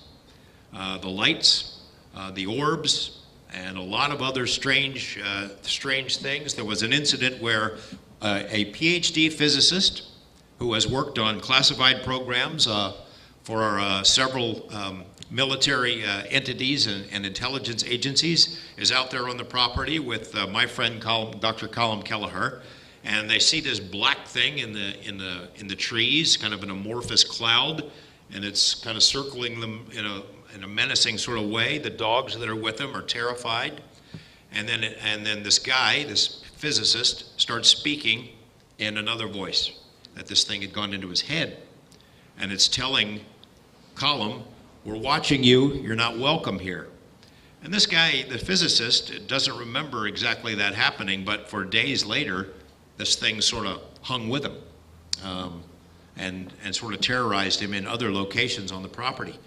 These are world-class guys who saw this stuff. They had an incident where they got 2 guys up on Skinwalker Ridge who are sort of watching with infrared and telescopes, and then 2 other guys are down below. And the guys who are below see this, like a dirty snowball of yellow light hanging maybe a foot off the ground in the middle pasture, George plastic chair pasture. And it's getting bigger and bigger, and they're talking on the walkie-talkie to the guys upstairs, and they say, up on the ridge, and they say, "Can you see this thing?" "Yeah, we're watching it." And this ball starts getting bigger, and then it kind of gets elongated until it looks like a tunnel. "And you guys still watching this?" "Yeah." And the guys with the infrared said, "Hey, there's something inside this thing." And sure enough, this large humanoid-looking creature starts wriggling through the tunnel from one side, trying to get to the other, as if it's coming from somewhere else. And it gets to the end of this tunnel of light. It stands up. It's like 8 feet tall, black, featureless, and it jumps out. The tunnel collapses on itself and goes away, and this big thing, starts running up Skinwalker Ridge. The guys are up there. just about had to change their underwear because they're thinking it's coming up after them, and it didn't. It just went poof. I mean, these guys didn't make this stuff up. I mean, they had these experiences themselves. And again, as with the Gormans, this entity, this intelligence, played with them. It's like it anticipated their moves. You put some cameras, so it's going to watch here, you have an event over there. You put it over there, it happens over there. They developed almost tried to develop a communication system with the thing and felt that at one point that they were close to it. But it didn't happen. And eventually, they started adopting the techniques that Tom Gorman had used, and they're stalking it. And whatever this intelligence was, it didn't like being hunted. It liked being the hunter. And it started appearing less and less and less. And it sort of punctuated its departure in a very distinct way. You saw the picture of the telephone pole with the cameras on top. Anyway, they've got 3 of these cameras on poles looking at different parts of the ranch property. And one night they noticed that one of the cameras went out completely. And they go out to investigate, and something had gone up the pole and ripped the guts out of this camera. And not just ripped the wires out, just destroyed it, but they had this thick tape all the way down the telephone pole. The tape had been baked in the sun, in the hot summer sun out there. Yeah, that's the camera setup. And you see the tape. So they had ripped the tape off. That was gone. The tubing that protects the wires that go up the top, that was gone. And they thought, aha, you know what? We've got the other camera that has a vision that should be able to see what happened there. We'll just back time it. We'll take a look and see what it was or who went up there and destroyed this camera. They rolled the tape back. They can't see anything. There's nothing there. The camera is not crisp enough to see the wires flying or anything. But there's nothing there. They take the videotape back to Las Vegas, and later could see a tiny little, almost like a firefly or something flying around it, but this was no firefly. It was as if this thing said, we don't want your cameras here anymore, and we don't want you here anymore. And eventually the level of activity sort of dropped off to the point where there wasn't enough for these guys to be there to study. It flares up to this day, now and then, not only around the ranch, but throughout the Uinta Basin. But this is sort of a mystery we're not going to solve anytime soon. I don't know what your thoughts are on this, but I mean, it seems like it was a portal of some sort, or a dimensional door, or things were coming in from somewhere else. You know, in preparation for the book, we analyzed a variety of different possibilities of what it could be. We ruled out hoaxes because the family didn't create this story. It had been there since long before they lived in the area, since before they were born. They didn't instill the story in their neighbors. Everybody in the whole region had seen these kinds of weird things. They didn't destroy their own animals. They didn't hoax the NIDS guys who saw this stuff with their own eyes. Plus, they were trustworthy people. They were solid, salt of the earth kind of people. The other possibility, an ET possibility, I guess so. You know, we can't rule it out. We don't know enough about ETs to say whether this is what they do or not. It just doesn't seem to be consistent with what you and I know about ET or alleged ET behavior. Could it be the military? Well, we can't really rule that out entirely.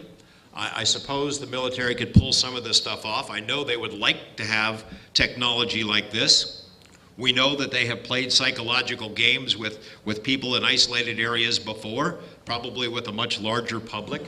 But I'm left asking myself, which is the Delta Force commando who gets the order to sneak into the bathroom and steal a hairbrush without, while the lady's taking a shower? Too much of what happened does not match the capabilities, at least known capabilities, of our military. And so, that sort of leaves only one possibility that we kind of kicked around, and that's a dimensional, parallel universe, alternate reality, something. Too many instances where it appeared that we were getting glimpses of other realities. The orange balls where things would come in and out, this tunnel where something came from somewhere else, these animals that we had never seen before that would wander through. There were other things. During duck season or goose season, these big formations of these geese would fly over the house, and right over the house, they're in this perfect V, boom! it's like they run into an invisible portal or a tower or something like that up there. Something really strange about that property. Don't know what it is. Don't know that we'll ever know what it is. But it seems to, I don't know, it's just my, I'm no scientist, but it just seems like it's leading us down a path, try to teach us another way to think about things, to analyze what the world is really like. And I can't answer it. I don't. My brain isn't big enough to figure it out. But it just looks like it's leading us toward an understanding of a bigger and more mysterious world. But we took a lot of grief over this. That this is a waste of science, the time of scientists and journalists to pursue these kinds of crazy topics, and I don't feel that way at all. In my years among the UFO faithful, I've observed the nuts and bolts saucer aficionados. They don't like the abductees, and ufology in general is despised by the poltergeist crowd, and the Bigfoot folks have nothing but contempt for all the above.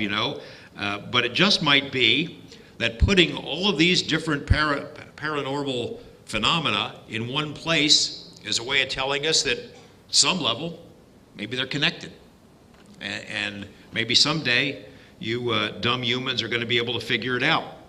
And that, what we call paranormal today might be normal once we understand the big picture, assuming that we ever will. The distance is growing between the rigid dogma of modern science and the everyday experience of regular people all over the world who see strange things, who see things happen. They try to tell a scientist, and a scientist won't investigate it because it's beneath their dignity to give any credence to it. And that shouldn't be how it works. Scientists are the guys who get their hands dirty, who aren't supposed to worry so much about their grants or their peers or their next job or something like that, but who follow the information and the evidence wherever it leads. People who are supposed to be willing to look at the world in a different way so we can understand it. People like the ones at NIDS who did this stuff, who put their lives on the line, their professional careers. It wasn't a perfect study. There are different approaches that could have been taken, but this is what science is supposed to do, and journalists too, and that is to investigate the unexplained and not explain the uninvestigated. And I'll take your questions if you want.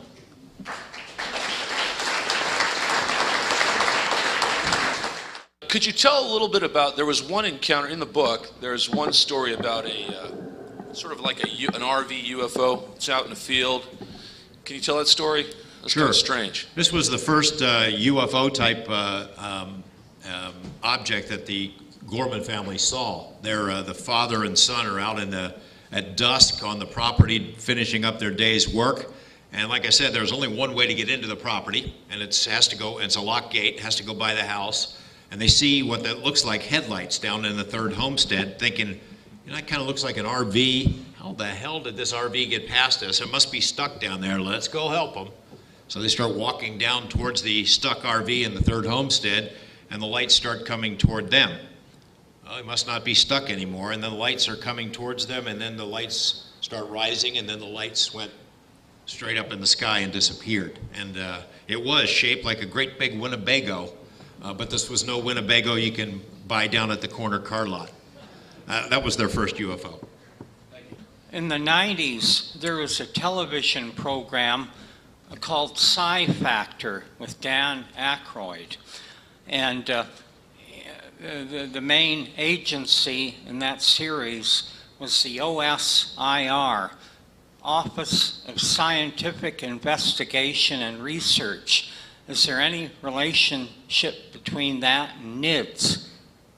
No, but that sounds like it could make a good TV show nonetheless. No, not that I know of. I think there probably has been some contact with Aykroyd because he's reached out to a lot of folks, but no, not to my knowledge. And NIDS is essentially defunct now.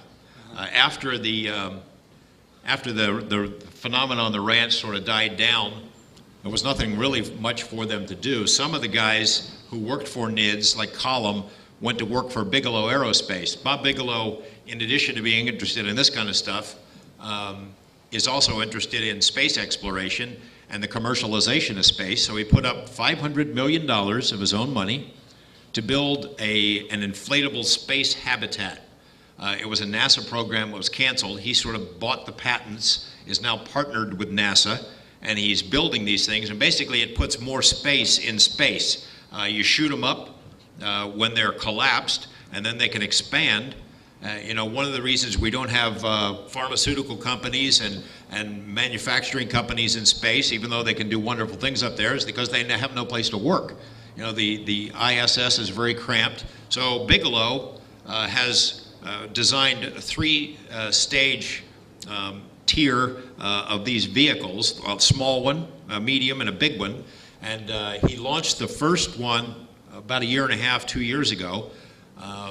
And it went up, and he had an idea to include as a revenue stream something called Fly Your Stuff, where you could get a picture of your mom or your girlfriend or your husband and put it in a box. You pay them a fee, and it goes up into space and flies around inside this capsule in weightlessness. And they had a range of like 14 different cameras inside. So eventually, your stuff would come up in front of the camera. Hey, look, there's my stuff up in space. My business card's up there floating right now because the first launch was a major success. He has to go to Russia to do this. He pays somewhere in the neighborhood, I think there was $7 or $8 million for the first 2 launches, and the Russians jacked up the price to $20 million. So the second launch was also successful. He's got his own command center in Las Vegas, in North Las Vegas, at this plant that he built. And it's an amazing accomplishment to get done in just 7 years. So some of the NIDS guys went to work for that, but really it has nothing to do with Skinwalker Ranch. It's just an amazing thing. Okay, my second question is, you're a friend of John Lear. I haven't seen John Lear since he was at a UFO conference at the Airport Hilton in the early 90s, but he's still interviewed by Art Bell, or you, on a Coast to Coast AM, and he was interviewed by Lex Lonehood in the After Dark magazine for their December 2006 issue, and he talked about the assassination of President Kennedy. Do you have any information on that besides what he said? Well, I don't see it the same way that John does. I mean, I think like all thinking people, you have questions about the assassination of JFK and what really happened there. I certainly do.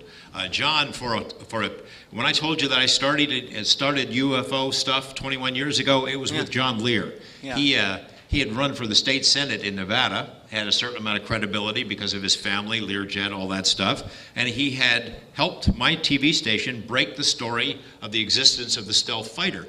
My mentor, sort of, was a guy named Ned Day, a great investigative reporter who died some years ago, and Ned broke the story of the stealth being out at Area 51, and we got in all kinds of trouble for it, but it was a great story, and John had helped him. So because John had credibility in digging up that information, he thought he could interest Ned in UFO stuff. And he brought in a big pile of documents, MJ-12 documents one day, and is trying to talk Ned into, come on, let's go do this UFO stuff.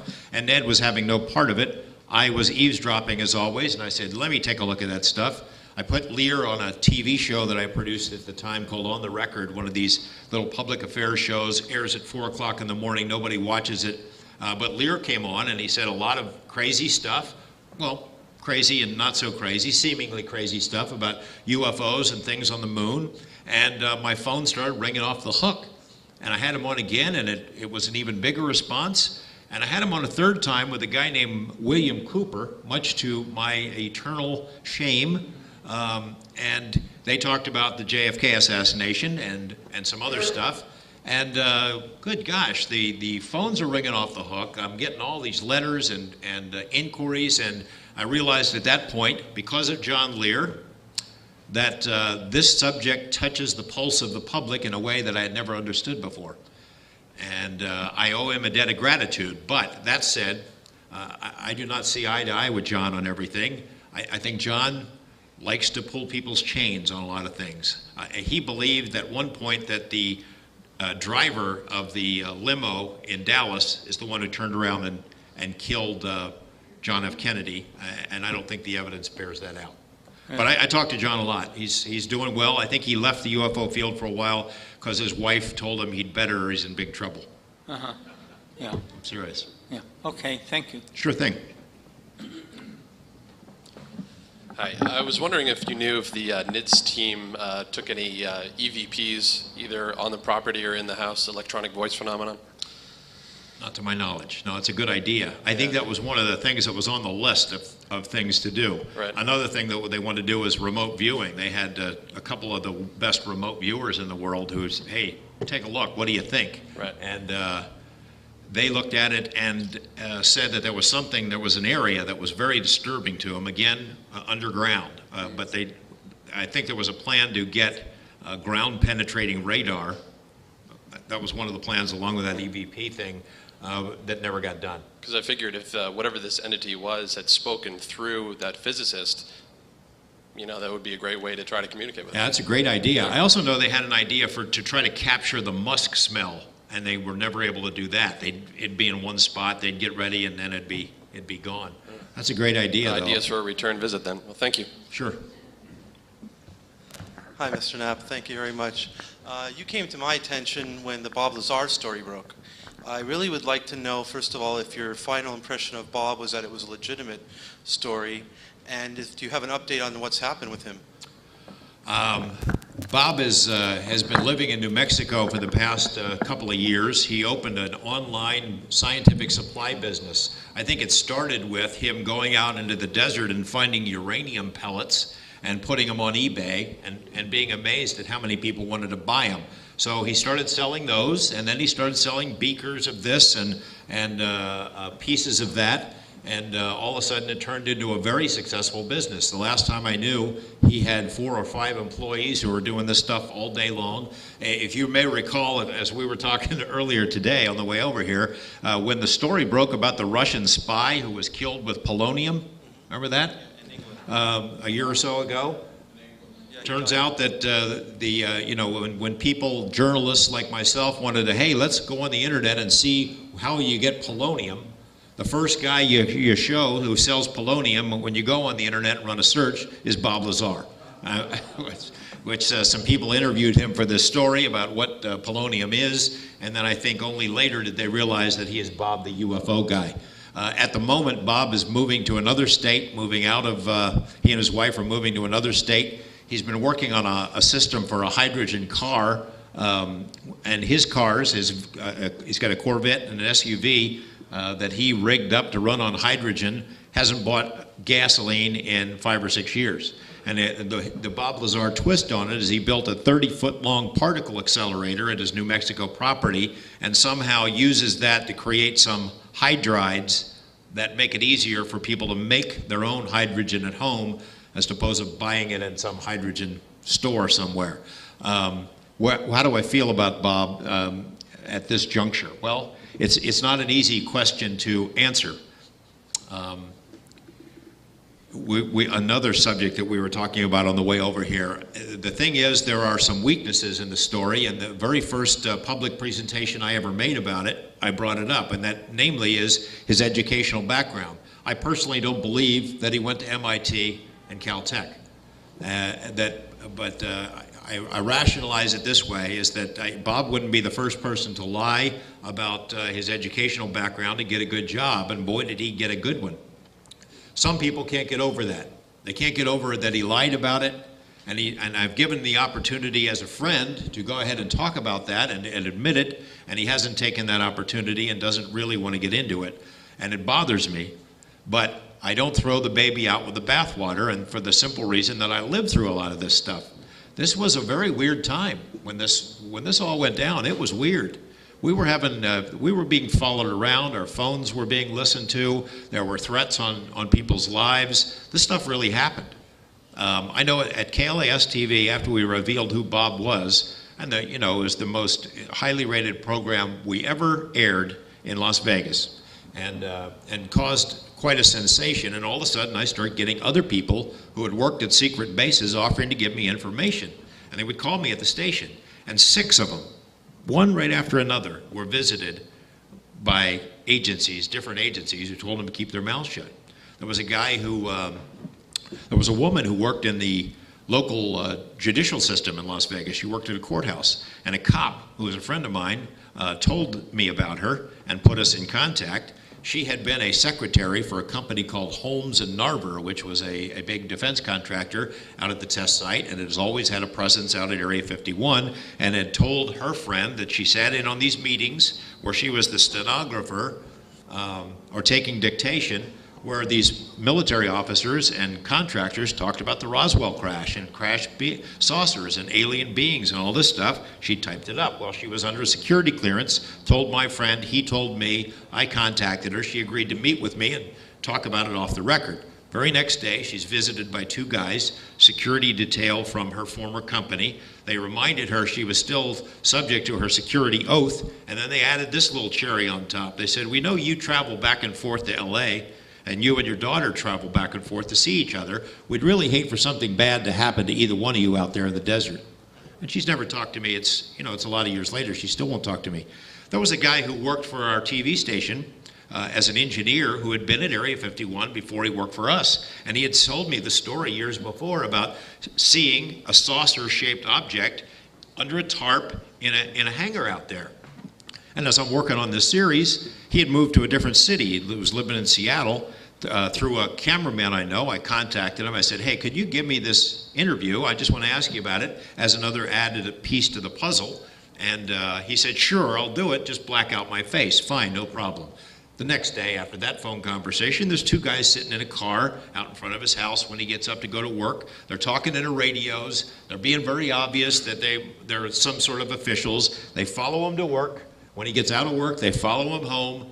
It's an intimidation thing, and he didn't give me the interview. There were 6 of those all in a row. Somebody was listening to my phone, and it wasn't with a warrant, and I was pissed about it. So I know people have problems with Bob Lazar, and there are holes in his story, but there are things that he knew about Area 51 and about S4 and saucers out there that nobody else knew.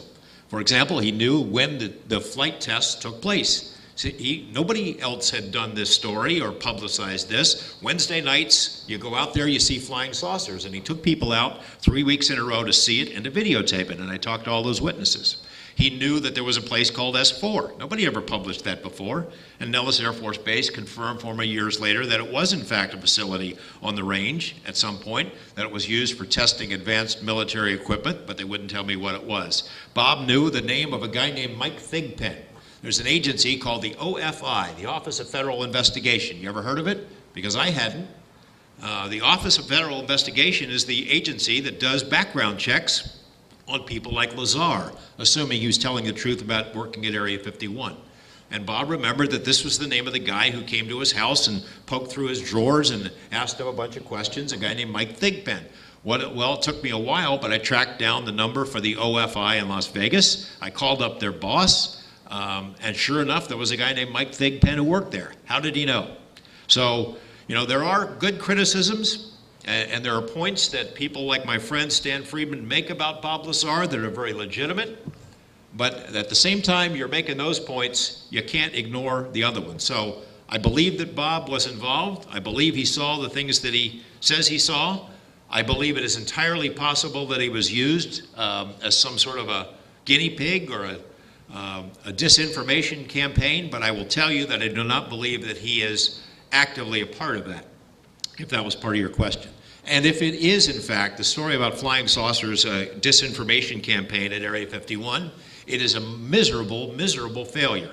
Because if the plan was to create this story and deflect attention away from some other secret program out there, boy, did they screw up, because it's now 20 years later, and every single day you've got people going out there into the desert with binoculars and cameras to see whatever it is that's flying around. And we have a lot of legitimate national security programs out there, and it drives them crazy. So in one sense, I hope I hope it bit them on the ass, if that's really what happened. Thank you. Sure. Thanks for the question. Great presentation. Thank you. I was curious. I was going to ask about Bob Lazar too, but Stanton Friedman, did he question the scientific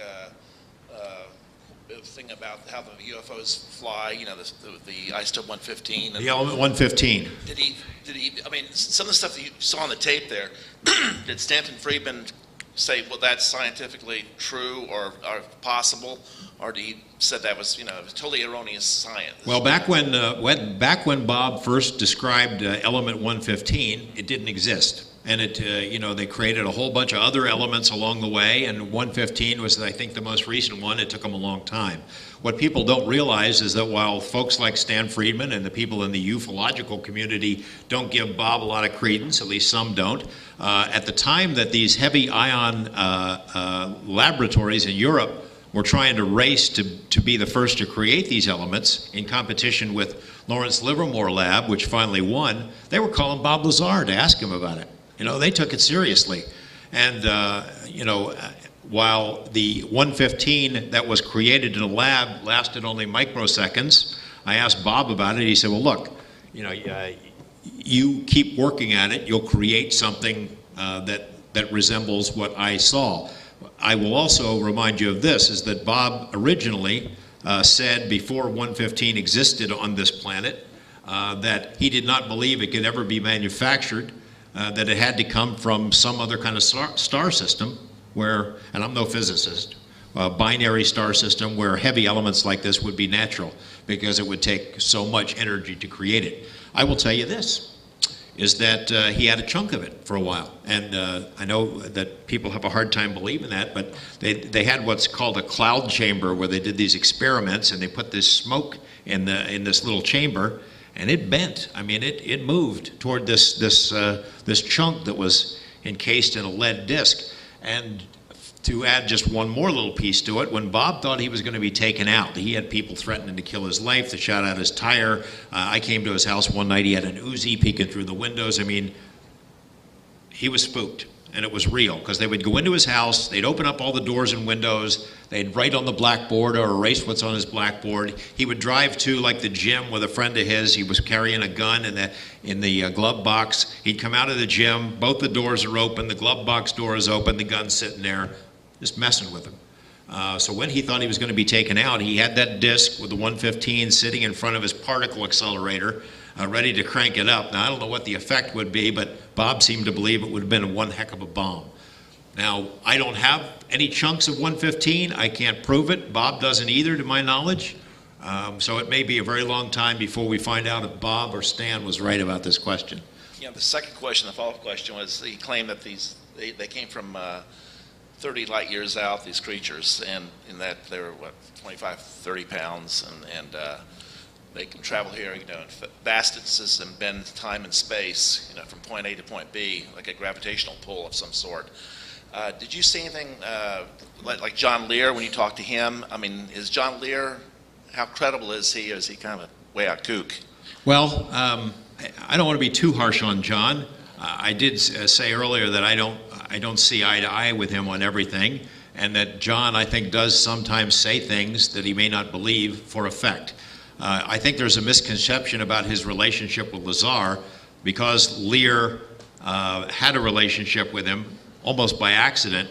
A lot of folks figure that Lear is the puppeteer, that he created this whole scenario, and that he controls Bob, or is some sort of a mentor or professorial kind of a character in Bob's life, and that is just not true at all.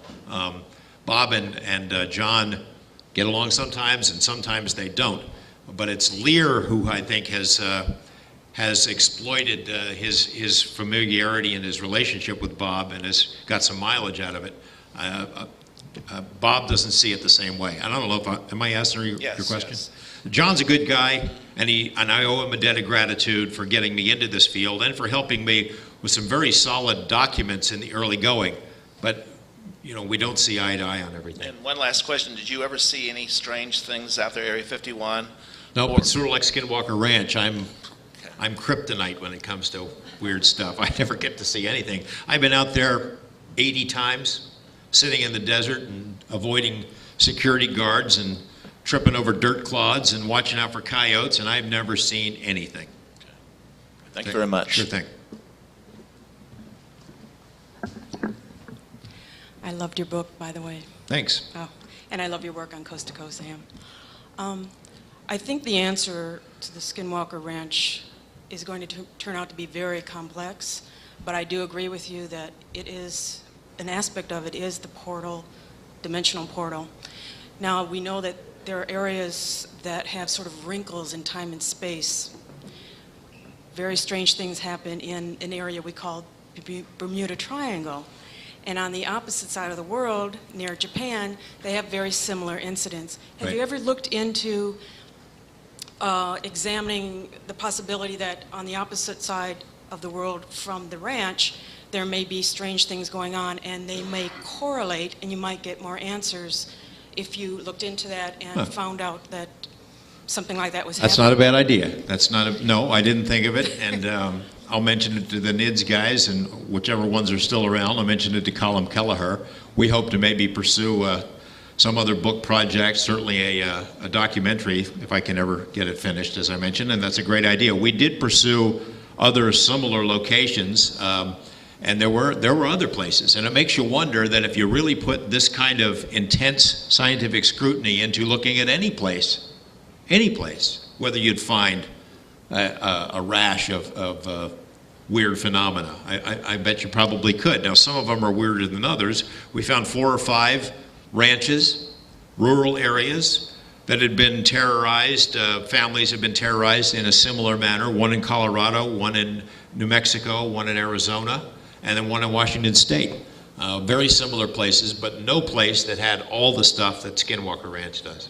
And one aspect that you mentioned about the seeming to be things from the past coming in, like the raptor footprint and the dire wolf, also leads into the idea of a sort of a rift between, in space and time. Things from our past coming into our present, even if momentarily, not long-lasting.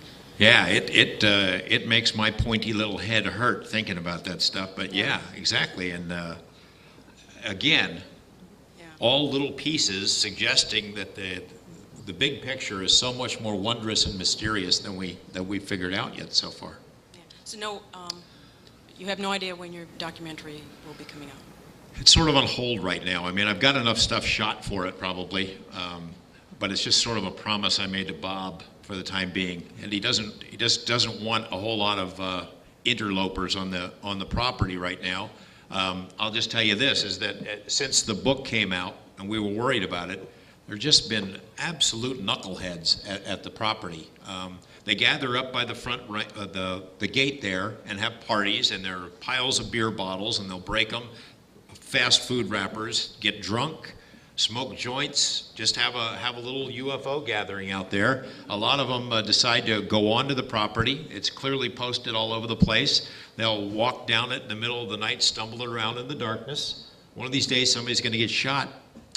But they'll go up to the house. There's a couple of people who live there and care for the property for Bigelow, and they'll peek in the windows at midnight and take flash cube photos and just be complete jerks. So now there's 24-hour security on the facility. The cameras are gone.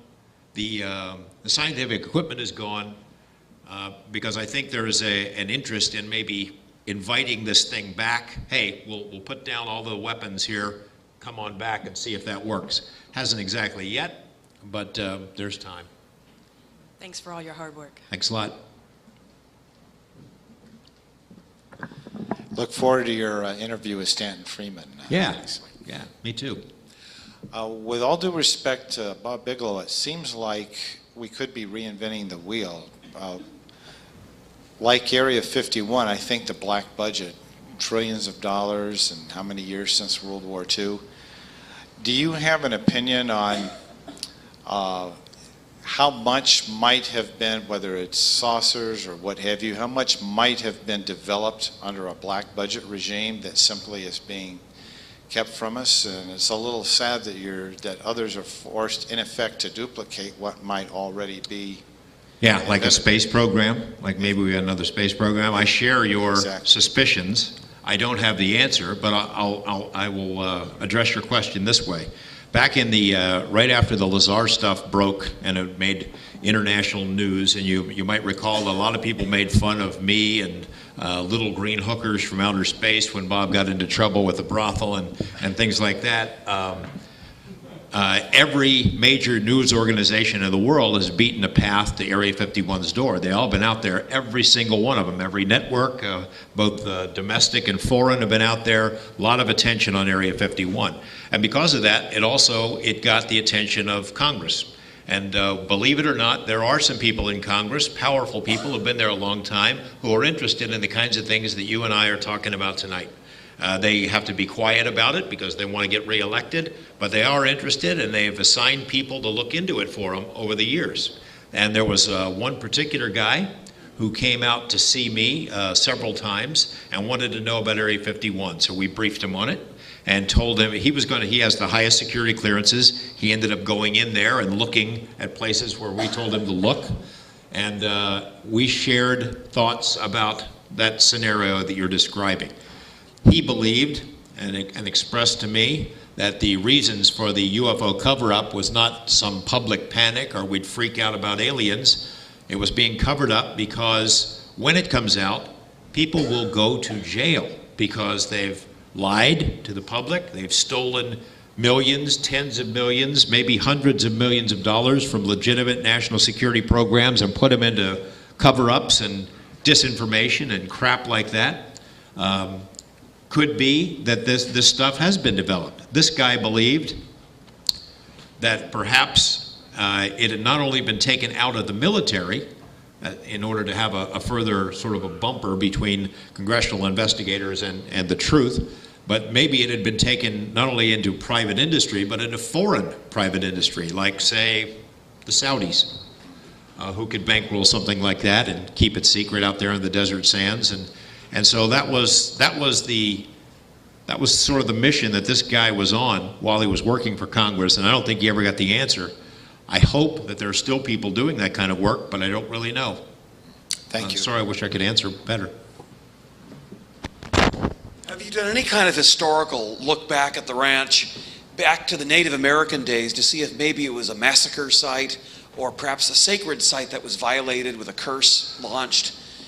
Things of that nature. Yeah, we didn't see any kind of massacre site, but there have been some really interesting the murders in that area. There was here's a little twist. You know how in the movies, the Poltergeist movies and everything, the white folks dig up Native American burial grounds, and we get in trouble for it, and ghosts attack the family or something like that. The Buffalo Soldiers were buried what is now the little town of Fort Duchesne, which is 95% Native American. The Ute tribe lives there. And when they were building their houses, they dug up all these bones and scattered them all over the place. And they'd find little pieces of uniform and things of that sort. And there are those in the tribe who believe that the curse comes from that these guys, the Buffalo Soldiers, all of whom were sort of trained in the mystic arts as Freemasons, put some kind of curse on them. The real curse, though, the tribal tradition is that it came from the Navajo, as I discussed earlier, for all the bad things that the Utes did to them over the centuries. I know this, that on occasion, while Tom Gorman was on the property, he would find signs of little ritualistic stuff where an animal, like a raccoon or something, had been splayed open and nailed to the top of a tree stump, almost as an animal sacrifice to ward off spirits. I don't know enough about those legends to interpret that, but it did happen a couple of times.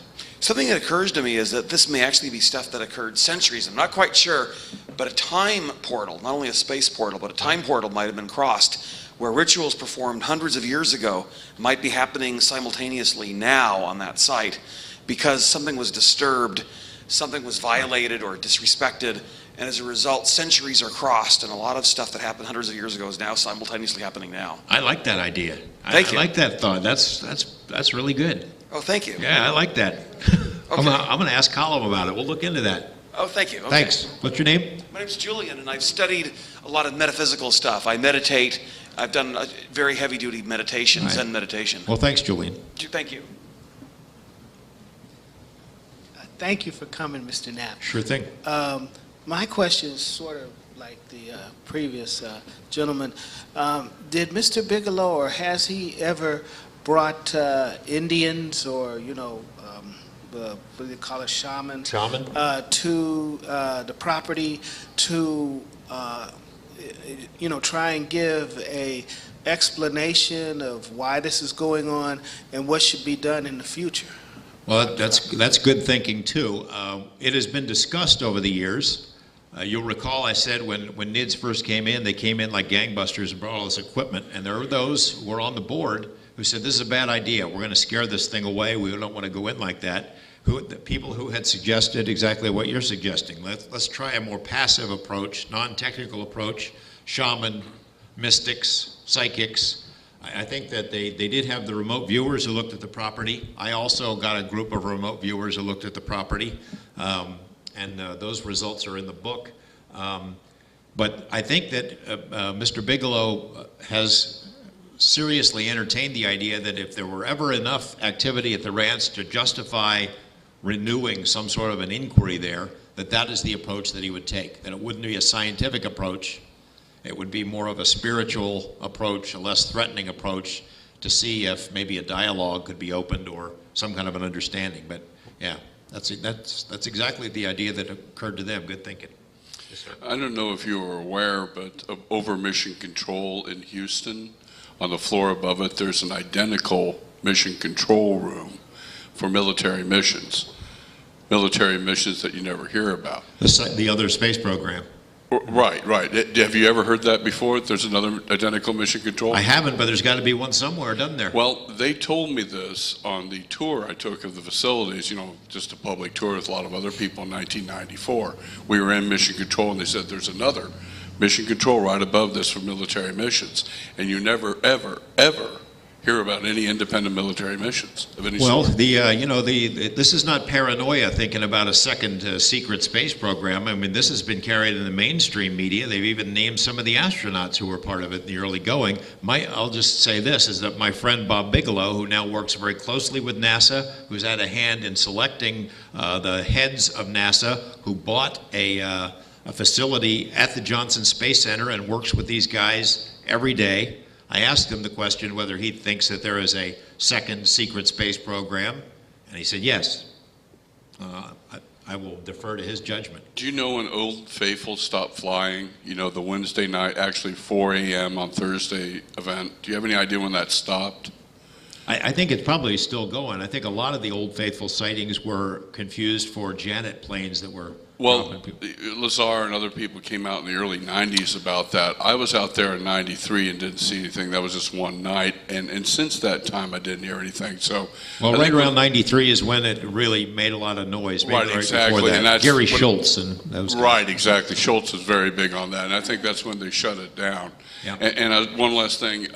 You've been very interested in Area 51 and now the Skinwalker Ranch. And I wonder for you personally, other than guest hosting on Coast to Coast AM, what frontiers you're exploring in this whole realm?